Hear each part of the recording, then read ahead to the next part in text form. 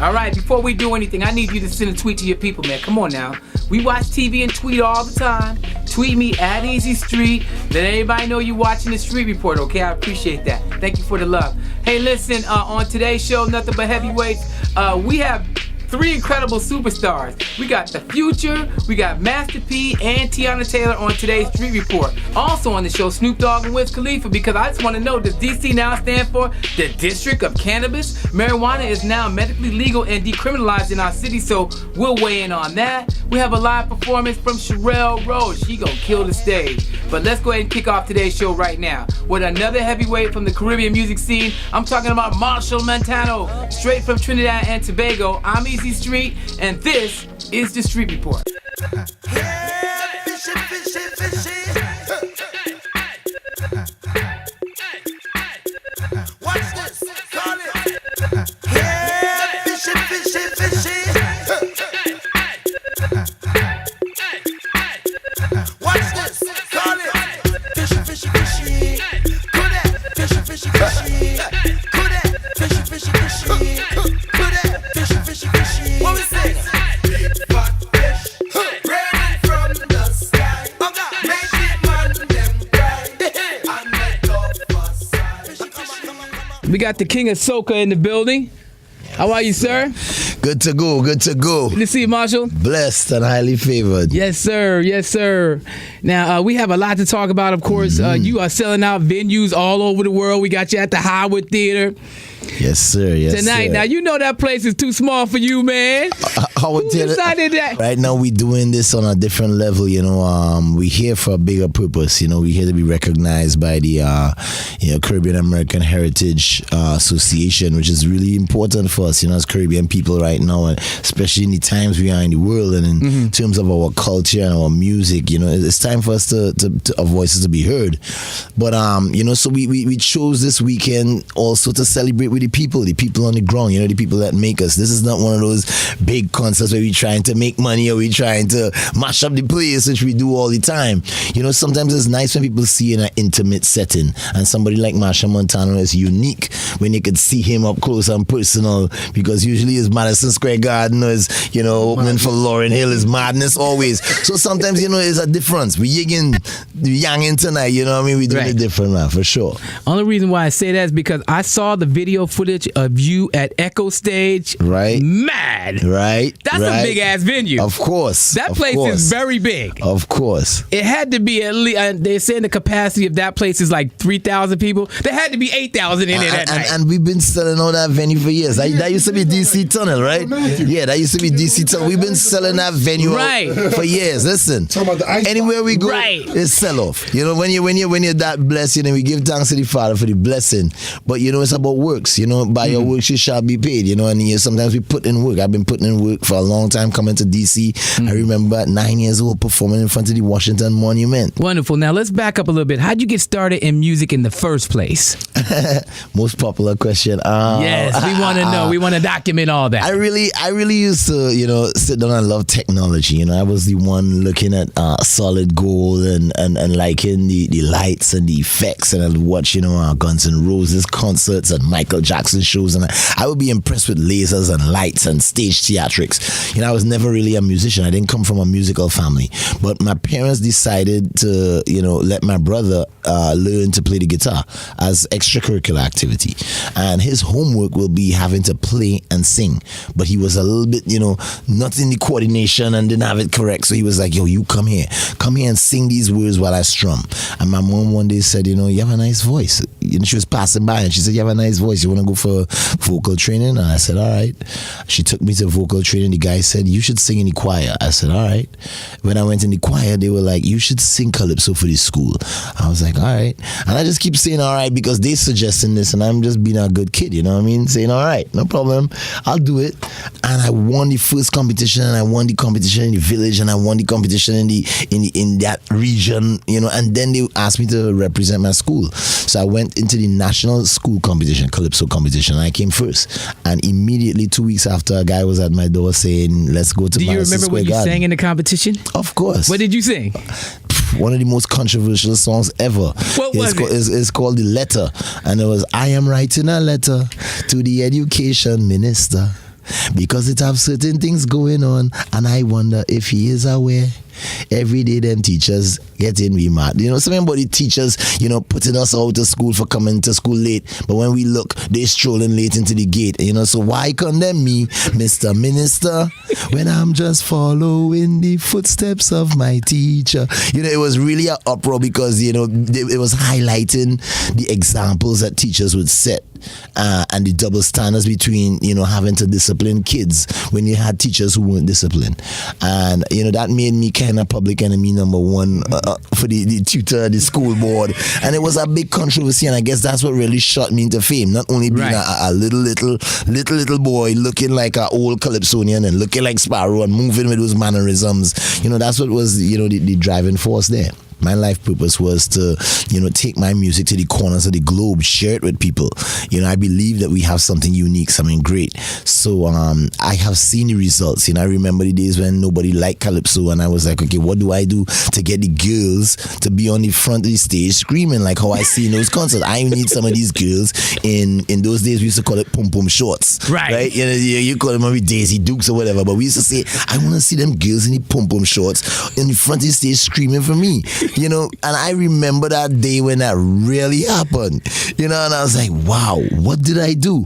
But it was the evolution of the music. It was about working with Beanie Man, it was about working with Shaggy and Red Rat, and working with Dougie Fresh and Wyclef and Pitbull. It was about, you know, introducing new things and crossing boundaries and taking risks. And I feel, you know, fortunate to be a part of that process. So when you see the big sellout and all that, the reflection for me is, what did it take to get here, and you know, what do I do going forward? Mm-hmm.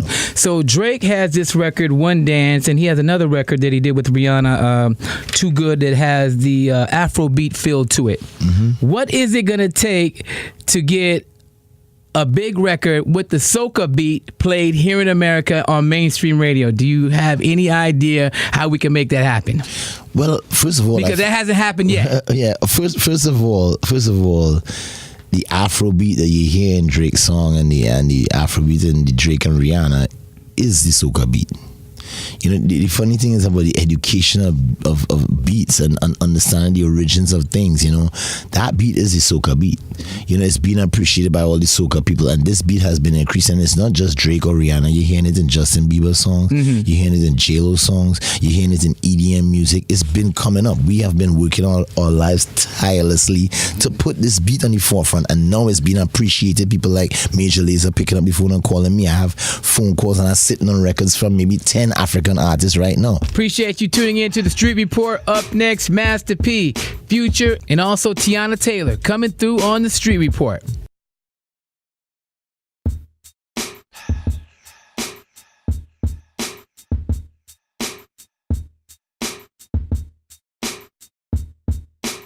So let's call this the Lost Files of the Easy Street Show. You know, my radio program. A lot of people always coming through to talk about their albums, their projects. And Teyana Taylor came through KYS. Before she hooked up with Iman Shumpert, NBA champion from the Cleveland Cavaliers, before the baby. And also before she killed that Fade video for Kanye West. I'm hearing she's doing fitness videos and everything now. I don't know how she's doing it though with a diet like this. I'm gonna tell you why you are really treating me bad. Why is that? Because you let me eat all this junk food. No. But, you know. You need your energy. You gonna eat all this junk food, hot chips, Doritos at that, and nothing to drink. Oh, that's crazy. I'm gonna be on like. You know what? We're not supposed to have drinks in the studio. You know what, Leslie? Could you please bring her drink? And okay. So let's talk about you as an artist, as a talent. I mean, I did not know that we was gonna see you, you know, the way we're seeing you, because I saw you eating junk food or like. No, not eating the junk food. I mean, because one of my first experiences of knowing who you are as a talent was in the film. Was in the movie. Okay. That yo, crazy. Yeah, loved it. Thank you so much.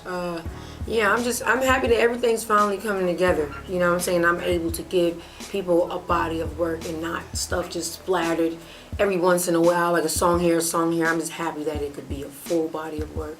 People can actually take it and enjoy it. It's just, you know, it's really hard being signed to a label. There's a lot that comes with it, you know what I'm saying? So sometimes a lot of sitting around, a lot of being around, like a hurry up and wait situations. But instead of allowing myself to sit down and want things to fall in my lap, I go and do other things, whether it's acting, clothing line, other ventures, you know what I'm saying? I'm always working, I'm a hustler. So, you know, I'm never gonna be stuck just doing one thing. I'm never gonna be in a position where I'm just sitting down not doing anything. So how long did you wait?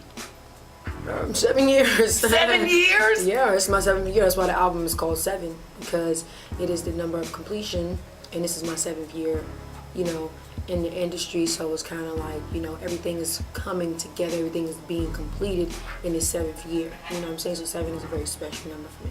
This Haitian-born rapper, producer out of Atlanta right now is killing the rap game. I had an opportunity to sit down with Future in another exclusive interview. We talk about DC Go-Go, Atlanta, and a whole lot more. Let's talk about your music, man. You came on the scene, and DC had a love affair with you off the jump. Yeah. You came out with that Tony Montana. Oh, yeah. I remember you came Howard Homecoming. Okay. And, man, the reception that you received there was incredible, man. How's it feel to be able to come out with an incredible buzz like that and people to be on top of you, like, so quickly? You know, DC been big on that go-go music, so from for them to show me love from day one, you know what I'm saying, that's tremendous. And you know what I mean, I honor that.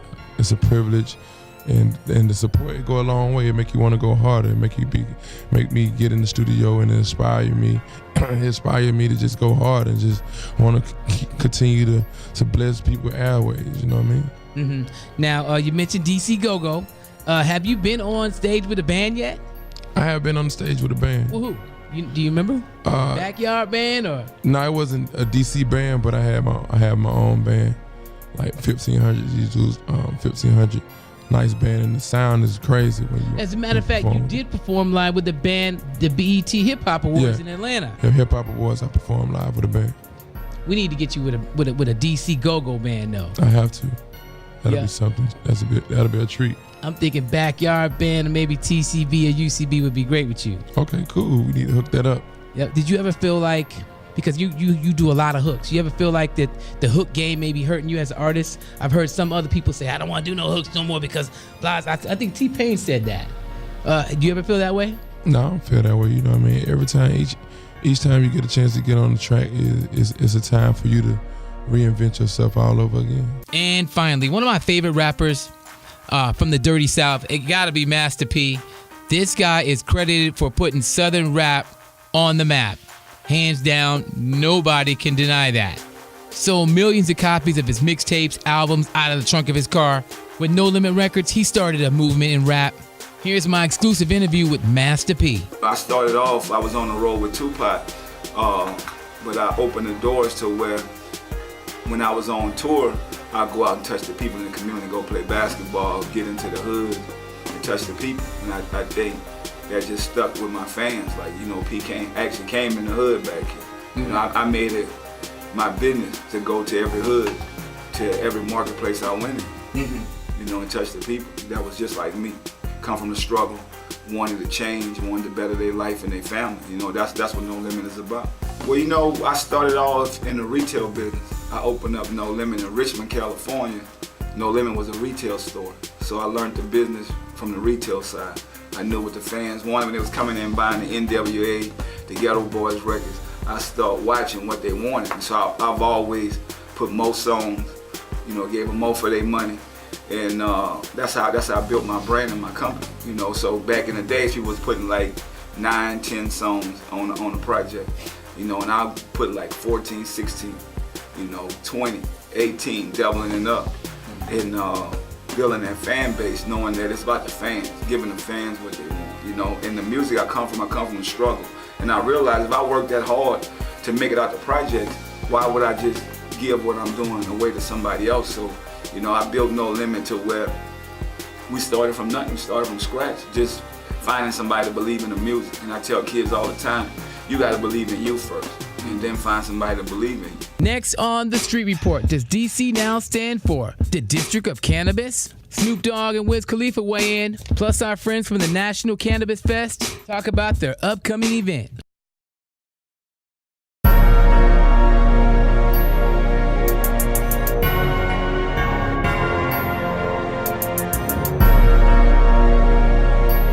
me and my buddy. You hear me now? Never treat you wrong. To each his own. Snoop and Wiz, the new Cheech and Chong. These cheap ass headphones I got on, they gave you some Beats by Dre's and gave me some Beats by Leon. Shock in the city, what's that? Yo, what's that smell? Sticky icky icky bubble. Man, I'm on the Snoop campaign, and I'm running as his. What am I? I'll just be like a campaign manager or something. You're my vice executive medicinal counselor. Exactly. Lace the DMV. I guess I can, since I'm the DOG. Shout out to my nephew, W-I-Z. See, when it comes to rocking, this is I-B, this Lee, cause we be so G, he, she likes me, so I'll proceed. Get it going, get it flowing. When I'm stepping back, I'm always blowing. I got them screaming, jumping, and now they in the mood, cause this Big Snoop, and I'm in high school. They call me Mac-a-Lack. I got my homie Devin, he won't be blowing, y'all. It's 24/7, we never stopping, y'all. We got it popping, y'all. Hey yo, Devin, say something, get it rockin', dog. It's Mac and Dev, we stacking Chad. Yeah, you know us, and we blow up. We gon' go up wherever we show up. Yes, we roll up. It's that grown stuff, not that little kid. We coming through, and it's the Wiz and Big Snoop. What you tryna do? We smoking good, and we in the coop, and we got the troops. If you want a problem, got that money and that math, and we gon' solve them. Yeah, and it's high school, December 13th. Roll up if you got that good tree.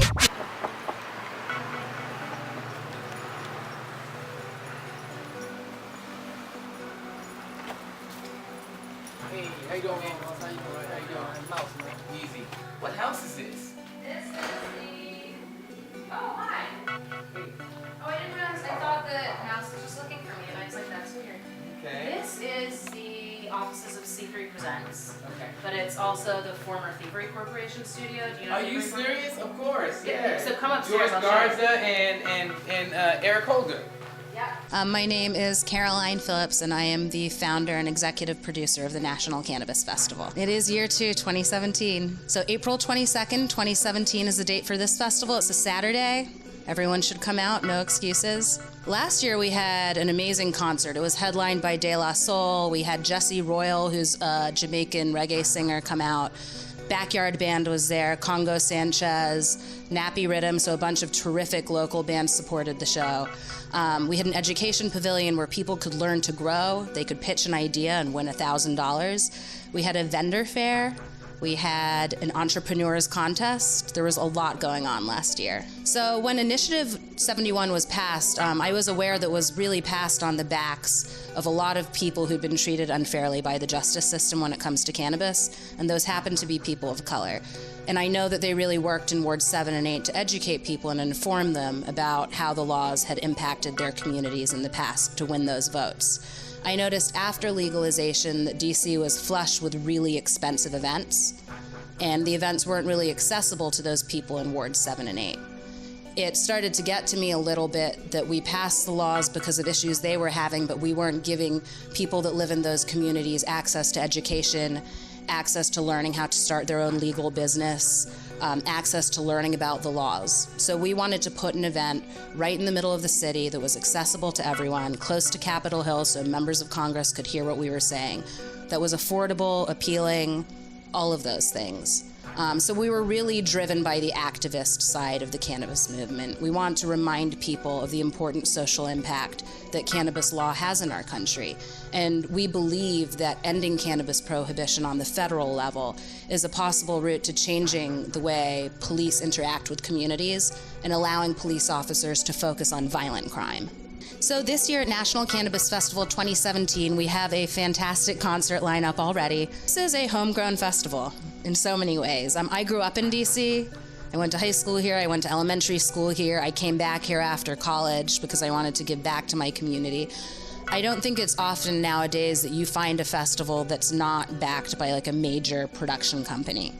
This festival was put on by our community. Without our community, this wouldn't have happened. So this festival, I feel, really reflects the DC cannabis community and the good intentions of the people working in it. And it's also exciting that this is a festival that is produced, by and large, by a group of small friends, a diverse group of small friends, and a lot of those friends happen to be women, which is exciting. Women are starting to find their way in this industry.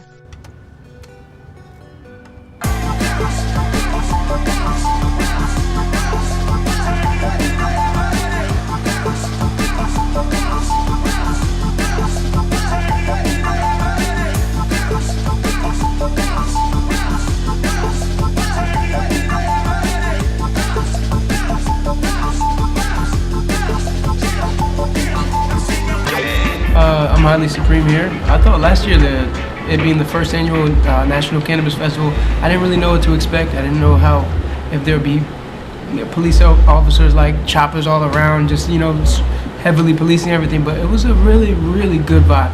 Musically, it was great. Everybody who performed was very energetic and they all were exciting the crowd.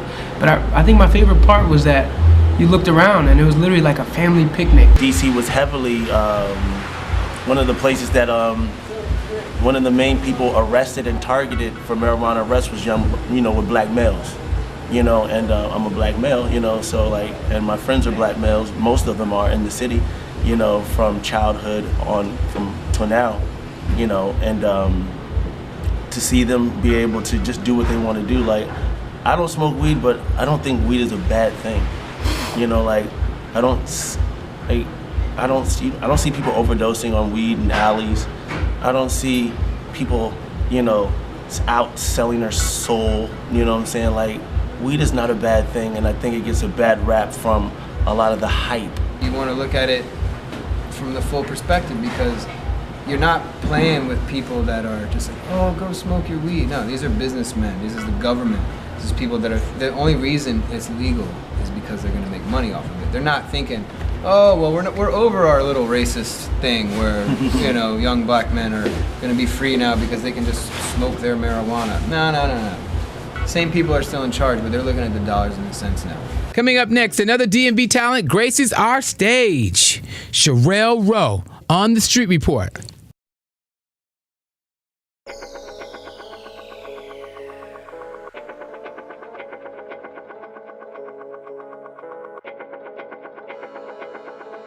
Thank you so much for tuning in to another edition of The Street Report. We are live at the Stonefish Grill.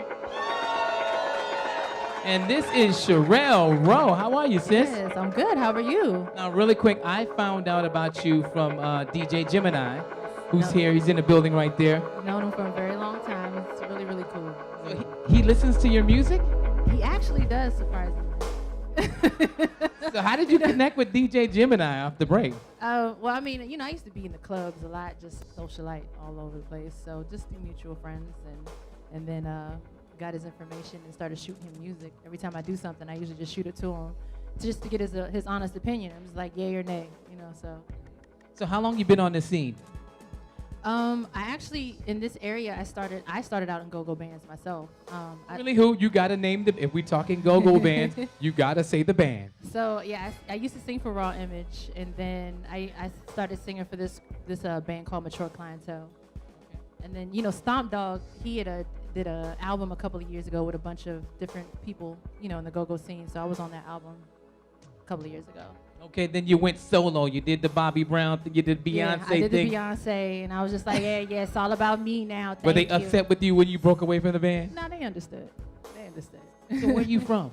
I'm originally from Hawaii, but I live in VA now. Okay, so how did you get your start in music in the first place? Well, I used to have my best friend, rest in peace now, she passed away last year, but she was into rapping, and she used to always go to the studio. So one day she decided to bring me with her, and just to see if I like it, because I was really, really shy at the time. She was the only person I would sing in front of. And once I got there, I kind of just fell in love with the whole thing, because I honestly never thought I would be an artist or a singer. Really, why not? I don't know. I never really thought about it. I thought I was going to be a lawyer. Growing up, my mom said I like to argue, so she thought that was perfect for me. So I really focused on that. But but other than that, yeah, I fell in love with the first time I ever went to the studio. Okay, if there was one person that you could work with who's known in the industry right now that's, really popping, who would that person be? Like just artist or producer? Does it matter? Artist first. Honestly, I would love to work with Pharrell. I've always been like a very big fan of his work, so I would definitely work with him if I could. Star Trek. Yeah. Okay, so if you had to do, if you were gonna do a duet with somebody, who would you work with or collaborate with? A male artist. A male artist. Yes. Singer or rapper. A love song. Honestly, I'd have to probably say like Chris Brown's Crazy Ass. Oh, can I say that? That's what I'm saying. Why Chris of all people? Well, honestly, no matter what he goes through, what's going on with him, he is a dope artist. Like you can't take that away from him. You know what I'm saying? Like he's phenomenal. So I would love to do a record with him. Okay, so are you gonna perform live for us? Yes, I am. All right, are y'all ready to see her perform live? My love is all you'll ever need. You're the object of my affection. You're all I ever see. And I give up. You ain't never gotta fight me. You're blowing my mind. And you ain't even gotta try. Every day I wake up, you think I'm sexy with no makeup. Like I'm your one in a million. You got me feeling like every day's a celebration. Hey, come on. Your love is so magical. Just hold me, don't let go. Like I'm the most beautifulest girl in the world. Yeah, I know 'cause you told me so. Just kiss my lips, baby, like I'm the most beautifulest girl in the world. Hey, there's no love greater than mine. I'ma keep you lifted, have you on cloud nine. 'Cause you give me reason to smile, make it last forever. 'Cause I ain't living my life without you. Every day I wake up, you think I'm sexy with no makeup. Like I'm your one in a million. You got me feeling like every day's a celebration. Your love is so magical. Just hold me, don't let go. Like I'm the most beautifulest girl in the world. Yeah, I know 'cause you told me so. Just kiss my lips, baby. Most beautifulest girl in the world. If y'all enjoying the show so far, let me hear you make some noise. Y'all sound so good.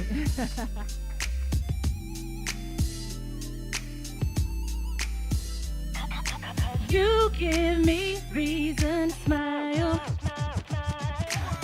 Your love is so magical. Just hold me, don't let go. Like I'm the most beautifulest girl in the world. Yeah, I know 'cause you told me so. Just kiss my lips, baby. Most beautifulest girl in the world. Hey, my name is Sherrel Rowe. I really appreciate the opportunity. Thank you guys so much. That's these cheap ass headphones I got. They gave you some Beats by Dre. They gave me some Beats by It's not even just a volume. It's like a lot of low. Yo, that's the Beats by. Did you check his headphones real quick? Yeah.